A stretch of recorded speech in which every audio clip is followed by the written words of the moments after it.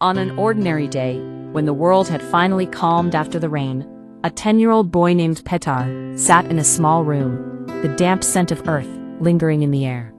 He was lost in a digital realm of games, yet outside, nature was slowly awakening from its stormy slumber.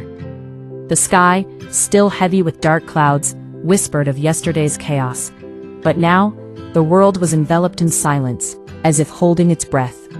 As the last drops of rain trickled down the window pane, Petar's restless spirit ignited. With no plan or destination, he stepped outside, the cool air brushing against his cheeks, invigorating and fresh. He ambled through the streets, his small feet crunching on puddles, singing softly to himself, savoring the serene aftermath of the storm. But then, from afar, a faint sound pierced the quietude, a cry, weak and tremulous. Curiosity propelled him forward, and he followed the sound, heart racing with anticipation. Near the cemetery, Petar stumbled upon a tiny black puppy, alone and trembling. Ears pinned back, and eyes wide with fear, the little creature looked as though the world had already been too much for him. No more than a month old, the pup was a fragile embodiment of vulnerability. Petar's heart swelled with compassion, and without hesitation, he scooped the puppy into his arms, cradling him close to his chest, as if shielding him from the harshness of the world. "I'll call you Max," he declared, his voice a mix of wonder and determination as they made their way home. His mother, initially surprised, reminded him, "If you want to keep him, you have to take care of him." Petar nodded, a wave of certainty washing over him. He would take care of Max. That same day he fashioned a home for Max, a simple cardboard box, but to him it was a sanctuary. He scrawled the name Max across it, a promise of belonging. He brought water and food, sat beside him, played, and talked.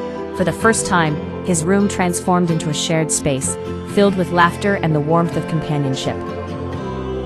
Days turned into a week, but in that brief interlude a profound bond blossomed, quiet yet unbreakable.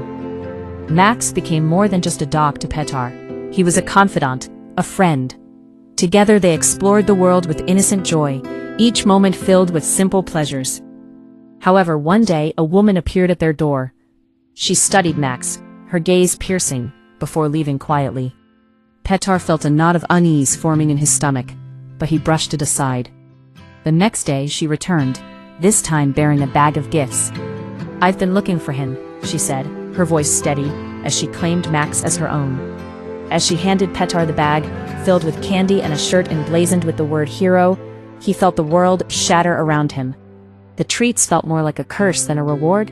The woman took Max and walked away, leaving Petar frozen in disbelief. The weight of his loss settled heavily upon him, an anchor of sorrow.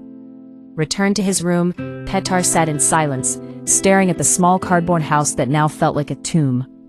Max's absence echoed throughout, amplifying the loneliness that filled the corners of the room.